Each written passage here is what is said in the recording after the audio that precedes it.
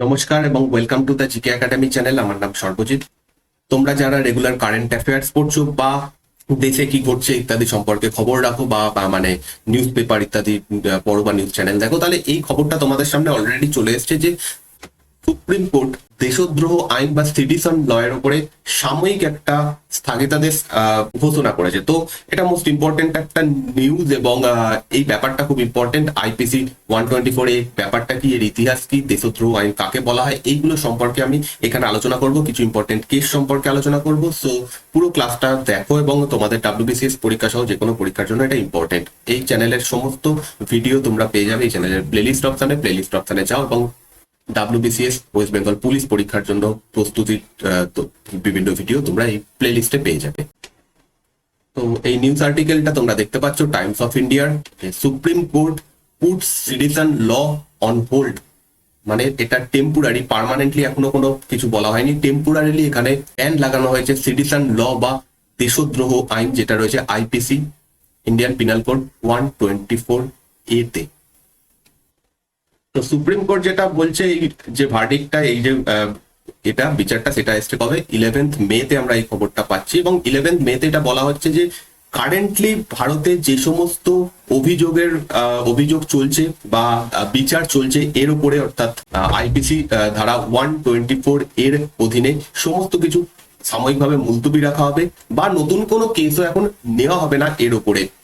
এবং further supreme court যেটা বলেছে যে নেক্সট মান্থে এটার উপর আরেকটা ভার্ডিক্ট আসবে বা এটার উপর আরেকবার বিচার হবে, সেই সময় সমস্ত কিছু বলা হবে। কিন্তু তার আগে সরকারকে, সেন্ট্রাল গভর্নমেন্টকে বলা হয়েছে যে এই আইনটা সম্পর্কে কিছু চেঞ্জ করার জন্য বা এটা সম্পর্কে কিছু বলার জন্য। সরকার যদি কোনো প্রতিশ্রুতি বা পুনর্বিবেচনা করার প্রতিশ্রুতি দেয় তাহলে ওয়েল অ্যান্ড গুড, যদি না দেয় তাহলে সুপ্রিম কোর্ট নেক্সট মান্থে আবার একবার বসবে একসাথে এবং তখন গিয়ে তারা জানিয়ে দেবে যে এই আইনটা ফার্দার থাকবে কি থাকবে না, তখন আমরা এগুলো জানতে পারবো। তো এটা একটা টেম্পোরারি এখন ভার্ডিক্টটা জানানো হয়েছে। তো এটাই এখানে বলা হচ্ছে যে যতদিন না পর্যন্ত এরপরে আদালত কোনো নির্দেশ দিচ্ছে বা যতদিন না পর্যন্ত সরকার কোনো কিছু বিবেচনা করছে বা সরকার কোনো পুনর্বিবেচনা করার অঙ্গীকার না দিচ্ছে, ততদিন পর্যন্ত 124A বা দেশদ্রোহ আইন বা সিটিজেন ল সেটা এখন কাজ করবে না। এর মধ্যে যে সমস্ত মামলাগুলো চলছে সেগুলো কাজ করবে না। যদি কোনো নতুন মামলা এই ধারার মাধ্যমে আনা হয় সেগুলোকেও এখন নেওয়া যাবে না। এবার এই রাষ্ট্রদ্রোহ বা যেটাকে ইংরেজিতে সিটিজেন বলা হয়, সেই আইনটা কি, এর মানে কি, ফার্স্ট অফ অল সেইটা জানতে হবে। প্রথম কথা, এটা রয়েছে 124A IPC Indian penal code 124 এর মধ্যে। এবং রাষ্ট্রদ্রোহ এর মানে হচ্ছে রাষ্ট্রের বিরুদ্ধে কোনো কথা বলা বা রাষ্ট্রের বিরুদ্ধে কোনো কিছু ব্যক্ত করা। সেটা বিভিন্ন ফর্মে হতে পারে, কেউ কথার মাধ্যমে বলতে পারে বা কেউ লিখে কিছু বলতে পারে বা কেউ ইশারার মাধ্যমে কিছু বলতে পারে বা কোনো অন্যান্য মাধ্যমের, অর্থাৎ সিনেমা, টেলিভিশন, এই সমস্তর মাধ্যমে যদি সরকারের প্রতি বা দেশের প্রতি কোনো ঘৃণা বা অবমাননা এই সমস্ত ছড়ানোর চেষ্টা করে, মানুষকে উত্তেজিত করার চেষ্টা করে, মানুষকে অসন্তোষের মধ্যে আনার চেষ্টা করে, তাহলে সেটাকে মানা হবে রাষ্ট্রদ্রোহ। অর্থাৎ কেউ একটা লিখে কাউকে বললো যে সরকারের বিরুদ্ধে বিদ্রোহ করো, সরকারের বিরুদ্ধে অস্ত্র হাতে তুলে নাও, তো সেইটা হয়ে যাবে রাষ্ট্রদ্রোহের মধ্যে। এটা একটা ওয়াইড রেঞ্জ, এটা বিশাল বড় একটা ব্যাপার। একটু ডিটেলসে যাবো। ফার্স্টে এই ডেফিনিশনটা কি সেটা একটু বোঝার চেষ্টা করো যে এটার মানে কি বলতে চাওয়া হচ্ছে। এবার দুটো শব্দ খুব তোমরা খুব কাছাকাছি মিনিং এর শব্দ তোমরা শুনে থাকবে। একটা হচ্ছে রাষ্ট্রদ্রোহ, যেটা সম্পর্কে আমরা আলোচনা করছি, আর একটা হচ্ছে রাজদ্রোহ। যখন প্রথম এই আইনটা আনা হয়, এটা বেসিক্যালি ইংল্যান্ড থেকে আসছে, এবং প্রথম যখন এই আইনটা আনা হয় তখন সেটা রাজদ্রোহ ছিল। অর্থাৎ রাজদ্রোহ মানে কি, রাজার বিরুদ্ধে কথা বলা। ইংল্যান্ডে তোমরা জানো রাজার শাসন বা রানীর শাসন রয়েছে, রাজার বিরুদ্ধে কোনো কথা বলা, রাজার বিরুদ্ধে কোনো ঘটনা ঘটানো বা কিছু করা, সেটাকে রাজদ্রোহের মধ্যে আনা হয়। এবার রাজদ্রোহ, আমাদের দেশে ভারতে কোনো রাজা নেই, ডেমোক্রেসি রয়েছে। তো এখানের মিনিং এ হচ্ছে রাজদ্রোহ হচ্ছে সরকারের বিরুদ্ধে যদি কোনো কথা বলা হয় সেটা হচ্ছে রাজদ্রোহ। আর অন্যদিকে রাষ্ট্রদ্রোহ ব্যাপারটা কি, রাষ্ট্রের বিরুদ্ধে কোনো কথা বলা। বেসিক্যালি এই দুটো জিনিসের আমাদের দেশে সেরকম কোনো আলাদাভাবে দেখানো হয়নি, দুটোকে সেম ভাবে দেখানো হয়েছে। কিন্তু প্রথমবার যখন একদম প্রথমে যখন এই আইনটা তৈরি হয় তখন রাজদ্রোহ হিসাবে এটা এসেছিল। বর্তমানে এখন যদি আমরা দেখি এটা কিভাবে ইস্যু করা হয় বা কিভাবে এটার কাজ করা হয়, মানে ভারতে যদি দেশের বিরুদ্ধে কোনো কাজ বা কেউ কথা বলে বা দেশের ক্ষতি হতে পারে এরকম কেউ কথা বলে, সেটাও এই সিডিশনের মধ্যে রাখা হয়, রাজদ্রোহের মধ্যে রাখা হয়। আবার সরকারের বিরুদ্ধে যদি কোনো কথা বা সরকারের বিরুদ্ধে কোনো মত ব্যক্ত করে, সেগুলোও রাজদ্রোহের মধ্যে রাখা হয়। তো বেসিক্যালি ভারতে এই দুটোই সেম ভাবে দেখা হয়। তো এই রাজদ্রোহ বা সেডিশন কোত্থেকে এলো, তার উৎপত্তি কিভাবে হলো, একটু শর্ট হিস্ট্রি যদি আমরা জেনে নিই। পাশে যা ছবি দেখতে পাচ্ছ, এই ব্যক্তিটির নাম টমাস ম্যাকলে, এবং এই টমাস ম্যাকলে ভারতীয় দণ্ডবিধি বা ইংরেজিতে যাকে ইন্ডিয়ান পিনাল কোড বলা হয়, তার সূচনা করেন 1860-তে। কিন্তু কোনো একটা কারণে এই প্রথম যখন আইপিসি তৈরি করা হয়, তখন এই রাজদ্রোহ বা দেশদ্রোহ এই ব্যাপারটা ইনক্লুড করা হয়নি। পরবর্তীকালে 1890-তে সরকার বা ব্রিটিশ সরকার বুঝতে পারে যে এই জিনিসটা অ্যাড করা দরকার, তখন একটা বিশেষ আইন পাস করা হয়, বা আইন নাম্বার 17, এবং এখানে 124A 124A একটা নতুন ধারা অ্যাড করা হয়। যখন ভারতে ব্রিটিশ শাসন চলছিল, তখন দেশদ্রোহের যে আইন বা রাষ্ট্রদ্রোহ আইনের মাধ্যমে যদি কারোর বিচার করা হতো, শাস্তি ছিল হচ্ছে দ্বীপান্তর, অর্থাৎ তাকে ভারতের যে থেকে বার করে দিয়ে বিশেষত তোমরা আন্দামান নিকোবরের সেলুলার জেল নাম শুনেছো, সেইখানে পাঠিয়ে দেওয়া হতো, এইরকম শাস্তি দেওয়া হতো। কিন্তু পরবর্তীকালে যখন ভারত স্বাধীন হয়ে যায় 1955-এ, এটা দ্বীপান্তর থেকে চেঞ্জ করে যাবজ্জীবন কারাদণ্ডে পরিণত করা হয়। এবং যখন ভারতের স্বাধীনতা সংগ্রাম চলে, তখন বহুবার এই আইনটা এই ধারার মাধ্যমে বিভিন্ন ইম্পর্টেন্ট রাজনৈতিক ব্যক্তিদেরকে শাস্তি দেওয়া হয়। বাল গঙ্গাধর তিলক, অ্যানি বেসান্ট, শওকত আলী, মোহাম্মদ আলী, তারপর হচ্ছে মৌলানা আজাদ এবং মহাত্মা গান্ধী, এছাড়াও বড় বড় যারা লিডার, সবাইকেই এই ধারার আন্ডারে শাস্তি দেওয়া হয়।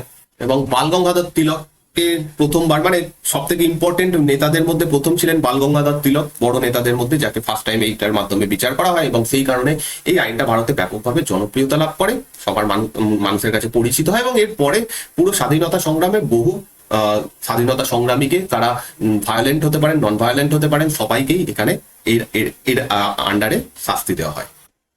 ভারত যখন স্বাধীন হয়, যখন আমাদের সংবিধান সভা গঠিত হয় এবং আমাদের সংবিধান লেখা হতে থাকে, ফার্স্ট অফ অল যে কাজটা করা হয় সেটা হচ্ছে, যেটা একটু আগে বললাম, যে দ্বীপান্তরের পরিবর্তে এটাকে সব থেকে হায়েস্ট যে শাস্তি, সেটা যাবজ্জীবন কারাদণ্ডে পরিণত করা হয়। এবং যখন সংবিধান লেখা হচ্ছিল, কিছু গণপরিষদের কিছু সদস্য বলে যে right to speech and expression যেটা আছে, বাক স্বাধীনতার অধিকার, মত প্রকাশের অধিকার, যেটা মৌলিক অধিকার আমাদের, তার সেখানে একটা এক্সেপশন বলে এটা লিখে দেওয়া উচিত সংবিধানের মধ্যে। বাট সেই সময় এটা করা হয়নি, এবং আজকের যে সংবিধান বই, কনস্টিটিউশন বই, সেখানে কোথাও এটা সম্পর্কে লেখা নেই। বাট আইপিসি, ইন্ডিয়ান পিনাল কোডের আন্ডারে এটা 124A ধারাতে রয়েছে। তো বর্তমানে এখন যদি কাউকে রাষ্ট্রদ্রোহ বা সিডিশনের আন্ডারে কোনো শাস্তি দেওয়া হয়, সেখানে কি রকম শাস্তির ব্যাপার রয়েছে। প্রথম হচ্ছে, এটা হচ্ছে জামিন অযোগ্য অপরাধ। কোনোভাবেই যদি কেউ রাষ্ট্রদ্রোহের আন্ডারে গ্রেপ্তার হয়, তাকে জামিন দেওয়া হবে না। যদি বিচারে তার যে এটা রাজদ্রোহ প্রমাণিত হয়, তাহলে তার শাস্তি 3 বছর থেকে মিনিমাম 3 বছর থেকে শুরু করে যাবজ্জীবন কারাদণ্ড অবধি হতে পারে, তার সঙ্গে জরিমানা অ্যাড করা হতে পারে। নেক্সট, যদি কাউকে এটার বিরুদ্ধে এই আইনের মাধ্যমে শাস্তি দেওয়া হয়, তাকে সরকারি চাকরি করতে দেওয়া হবে না, অর্থাৎ সে আর কোনোদিন সরকারি চাকরি পাবে না, এবং তার পাসপোর্টও বাজেয়াপ্ত করে নেওয়া হবে, এবং প্রয়োজন মতো তাকে আদালতে হাজিরা দিতে হতে হবে। এবার কিছু ইম্পর্টেন্ট কেস এই ব্যাপারটার সঙ্গে যুক্ত, সেগুলো আলোচনা করব। তার আগে একটা জিনিস এবার বলা রয়েছে, আমরা অলরেডি ডেফিনেশনে জেনে এলাম যে কেউ যদি সরকারের বিরুদ্ধে কিছু লেখে, সেটা লেখা কোনো সংবাদপত্রে হতে পারে, কোনো প্যাম্পলেটে হতে পারে, সোশ্যাল মিডিয়াতে হতে পারে কিছু লেখে, বা যদি কিছু মুখে বলে, কোনো ভিডিওর মাধ্যমে বলে, বা যদি কোনো সিনেমা সিডি বা কোনো টিভিতে কিছুর মাধ্যমে যদি দেখানো হয়, সমস্ত কিছু ক্ষেত্রে এই রাষ্ট্রদ্রোহের আইন আনা যেতে পারে। এবার প্রশ্ন হচ্ছে যে, আমরা অনেক সময় সরকারের বিরুদ্ধে আমাদের অসন্তোষ প্রকাশ করি, আমরা সরকারের সমালোচনা করি, বিভিন্ন সংবাদপত্র বা বিভিন্ন লিডাররা তারা সমালোচনা করে। তাহলে আমরা কি সবাই রাষ্ট্রদ্রোহী হয়ে যাচ্ছি? আমাদের কি গ্রেপ্তার করা হতে পারে না? এখানে একটা জিনিস বোঝানো হয়েছে, এই কেসগুলো সেই জন্য ইম্পর্টেন্ট। কি বোঝানো হয়েছে সেটা আগে ওভারঅল বুঝে নেবো, তারপরে এই কেসগুলোতে যাব। সেটা হচ্ছে, আমি সরকারের বিরুদ্ধে সমালোচনা অবশ্যই করতে পারি, আমি সরকারের বিরুদ্ধে লিখতে পারি, বাট সেটা যেন এমন না হয় যে আমি কাউকে উস্কানি দিচ্ছি যে তুমি সরকারের বিরুদ্ধে অস্ত্র ধরো, বা সরকারের বিরুদ্ধে দাঁড়িয়ে যাও, সরকারি সম্পত্তি ভাঙচুর করো, বা কোনো লিডারকে হত্যা করো। এইরকম টাইপের যদি আমি কাউকে কাউকে বা কোনো জনগণের উদ্দেশ্যে বলি বা তাদেরকে উদ্দীপ্ত করি এই সমস্ত কাজে, তাহলে সেটা হয়ে যাবে রাষ্ট্রদ্রোহ। সিম্পল সমালোচনা করা বা কিছু সরকারের বিরুদ্ধে নর্মালি লেখা, এইটাকে রাষ্ট্রদ্রোহ বলা হবে না। তো প্রথম কেস যেটা এই ব্যাপারে আসে সেটা 1950-তে 1950 সালের রমেশ থাপার বনাম মাদ্রাজ রাজ্য কেস। এখানে সুপ্রিম কোর্টে এই কেসটা এসেছিল, Madras Ramesh Thapar versus state of Madras. এটা সুপ্রিম কোর্টে এখানে একটা ভার্ডিক্ট দেয়। এখানে সুপ্রিম কোর্ট যেটা বলছে সেটা হলো, যদি কেউ কিছু লিখছে বা সরকারের বিরুদ্ধে লিখছে বা বলছে, তার জন্য সরকার দেখছে যে আমার বিরুদ্ধে লেখা হচ্ছে, তার মানেই তার উপর কেস করে দিতে পারে না। এখানে এটা বলা হয় যে তার একটা ন্যায্য কারণ থাকতে হবে অবশ্যই, যে সরকারের বিরুদ্ধে তোমার কাউকে উত্তেজিত করা হচ্ছে কিনা সেই রকম ভেবে দেখা উচিত। নর্মালি কেউ অবশ্যই বলতে পারে সরকারের বিরুদ্ধে কথা। তো প্রথম যে কেস এটা রমেশ থাপার বনাম মাদ্রাজ রাজ্য, মাদ্রাজ স্টেট কেস, এখানে ওটা 1950 সালে হয়। তো এখানে এই কথাটা সুপ্রিম কোর্ট বলছে। নেক্সট যে কেসগুলো সেগুলো, এই কেসটা হচ্ছে তারা সিং গোপীচাঁদ বনাম দ্য স্টেট। এখানে তোমরা ইংরেজিতে দেখতে পাবে তারা Singh Gopichand versus the state. এই কেসটা হয় 1951-এ। এখানে পাঞ্জাব এবং হরিয়ানা হাইকোর্ট, অন্যদিকে রাম নন্দন বনাম উত্তরপ্রদেশ রাজ্য, এখানে আমাদের এলাহাবাদ হাইকোর্ট। এগুলো হাইকোর্টের কেসগুলো ওঠে। দুই হাইকোর্টই বলছে যে এই যে 124A ধারা, সেটা তো ইংরেজরা ইউজ করতো। কি জন্য ইউজ করতো? দেশে যে স্বাধীনতা সংগ্রাম চলছে সেগুলোকে বন্ধ করার জন্য। অর্থাৎ তাদের কাছে এটা রাষ্ট্রদ্রোহ ছিল। কিন্তু আজকে এটা একদমই রাষ্ট্রদ্রোহের মধ্যে রাখা হবে না এবং এটাকে অসাংবিধানিক তারা ঘোষণা করে, আনকনস্টিটিউশনাল তারা ঘোষণা করে দেয়। তারা বলে যে এই জিনিসটা ঔপনিবেশিকতার একটা হাতিয়ার ছিল, ইংরেজদের কাছে এটা একটা হাতিয়ার ছিল, তো তারা ইউজ করতো। এটা আমাদের আজকের স্বাধীন দেশে একদমই ইউজ করা উচিত নয়।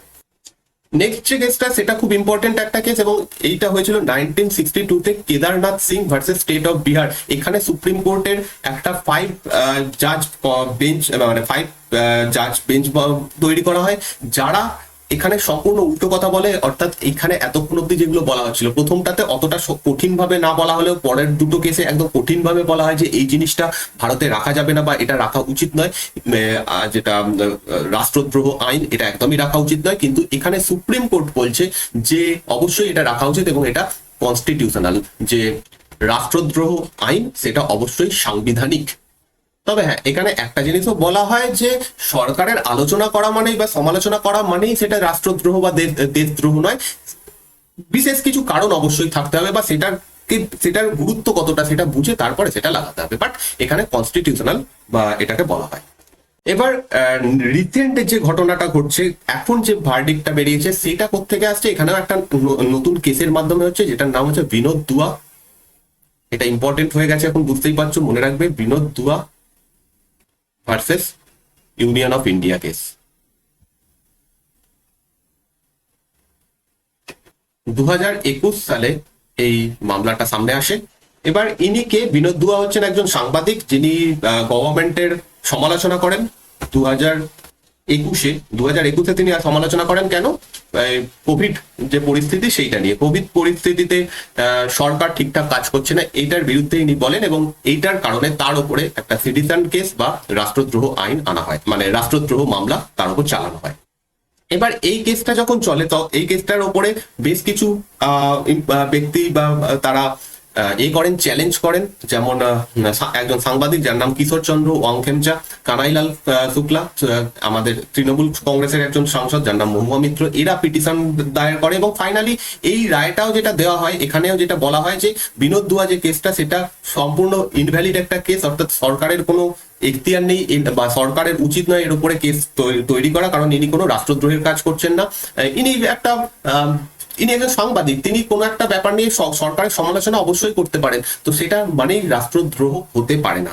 এবং এই সময় থেকে ধীরে ধীরে কথা উঠতে থাকে এবং সুপ্রিম কোর্টও বলে যে আইদার এই আইনটাকে চেঞ্জ করতে হবে, কিছু মডিফাই করতে হবে, বা সুপ্রিম কোর্ট কিছু এখানে মডিফাই করবে যেটা রাষ্ট্রদ্রোহ আইনে। আর আলটিমেটলি দেখার এর পরে কি হয়, যে 124A সেটাকে বন্ধ করে দেওয়া হয় কিনা বা সেখানে সরকার কিছু নতুন চেঞ্জ করে কিনা, সেটা আমরা আগামী দিনে জানতে পারবো। সো এই হচ্ছে পুরো আজকের টপিক। যদি তোমরা আমার আনএকাডেমির লাইভ ক্লাসে অংশগ্রহণ এখনো না করে থাকো, তাহলে অবশ্যই লাইভ ক্লাসগুলো করো, পুরোনো ক্লাসগুলো অবশ্যই দেখো এবং আগামী দিনে যে ক্লাসগুলো আসবে সেগুলোতে তোমরা অবশ্যই এসো। এখানে অনেক আমি কোশ্চেন অ্যান্সার করাচ্ছি তোমাদেরকে চ্যাপ্টার ওয়াইজ, যেগুলো তোমাদের সামনের পরীক্ষাগুলোর জন্য হেল্পফুল হতে চলেছে। আর যাদের কাছে আনএকাডেমি অ্যাপ নেই বা যাদের কোনো অ্যাকাউন্ট নেই, আনএকাডেমি অ্যাপ ডাউনলোড করে অ্যাকাউন্ট খুলে নাও এবং GK10 কোড ইউজ করো, তাহলে তোমাদের অ্যাকাউন্ট তৈরি হয়ে যাবে এবং তোমরা এই ক্লাসগুলো ফ্রিতে করতে পারবে।